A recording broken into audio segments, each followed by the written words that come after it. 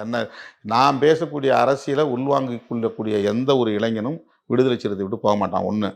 ரெண்டாவது, இவனுக்கு ஏற்படக்கூடிய பாதிப்புகளுக்கு விஜய் போன்றவர்களாக வந்து நிற்கவே முடியாது. இன்றைக்கி அவங்க வெறும் ரசிகருங்கிற 41 பேர் இறந்த இடத்துல அவரால் போக முடியல. அதுக்கு அவர் சொல்கிற காரணம் அவருடைய பாப்புலாரிட்டி ரொம்ப பெரிய பேரியராக இருக்குன்றார்.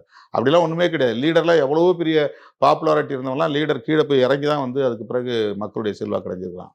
இறங்கி போய் தான் ஆகணும். மக்கள் அதை கட்டாயப்படுத்துவாங்க. நீங்கள் வீடு வீடாக போகலைன்னா, வீதி வீதியாக போகலைன்னா, எம்ஜிஆர் மாதிரி ஜெயலலிதா மாதிரி நீங்கள் வந்து மச்சத்தில் பால்கனியில் உட்காந்துலாம் அரசியல் பண்ண முடியாது. அதெல்லாம் அந்த காலம் மலையேறி போயிடுச்சு. அதெல்லாம் இப்போ கிடையாது. நீங்கள் இன்றைக்கி நேரடியாக வந்து மக்கள்கிட்ட பேசணும். இல்லைனா வந்து உங்களை தூக்கி எறிஞ்சிருவான். அதுதான் இன்றைக்கி இருக்கிற யதார்த்தமான நிலை. இந்த சம்பவம் நடந்த உடனே என்னுடைய ஃபஸ்ட்டு சிம்பத்தி யார் மேலே போச்சுன்னா விஜய் மேலே தான் போச்சு.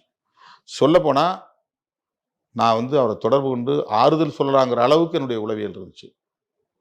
ஒரி பண்ணிக்காதீங்க, இந்த மாதிரிலாம் நடக்கும், தைரியமாக இருங்க, அந்த அளவுக்கு நான் வந்து இல்லை நான் சொல்கிறேன் உங்களுக்கு தகவல் என்னுடைய உளவியல் எப்படி இருந்துச்சுன்னு சொல்கிறேன். நான் எந்த மனநிலையில் இருந்தேன்னு சொல்கிறேன். என்னை எல்லாம் கேட்டாங்க. நிறைய பேர் அறிக்கை என்னங்க சப்புன்றது, கண்டித்து விட வேண்டாமா, எவ்வளோ பெரிய உயிரிழப்பு, எப்படிங்க திடீர்னு அவர் மேலே பழி போட முடியும்? அது வந்து அவருக்கு ஏதாவது கிரிமினல் இன்டென்ஷன் இருக்குதா? அதெல்லாம் தப்புங்க, அப்படிலாம் பண்ண முடியாது. ஆனால் அதே திருமாவளவன் தான் இன்றைக்கி நான் வந்து அவருடைய வீடியோ பார்த்த பிறகு நான் அதை வந்து வருத்தப்படுறேன், ஆதங்கப்படுறேன்.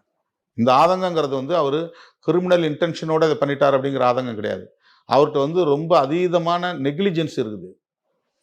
இந்த ஆட்டிடியூட் வந்து பப்ளிக் லைஃப்பில் ரொம்ப டேஞ்சர். இது அவர் 41 பேர் உயிரிழந்த பிறகும் உங்களுக்கு பதைக்கலன்னு சொன்னால் வேறு எப்போ தான் நீங்கள் பதைப்பீங்க? அப்போ அது அந்த உயிரிழந்த இந்த பெரிய கொடும் துயரத்தில் உங்கள் உள்ளத்துக்குள்ளே ஒரு ஈரம் இல்லைன்னா அப்போ உங்களை எப்படி நாங்கள் வந்து எதிர்கொள்கிறது? இந்த சைக்காலஜி தான் என்னை வந்து ஆட்டி படைக்குது.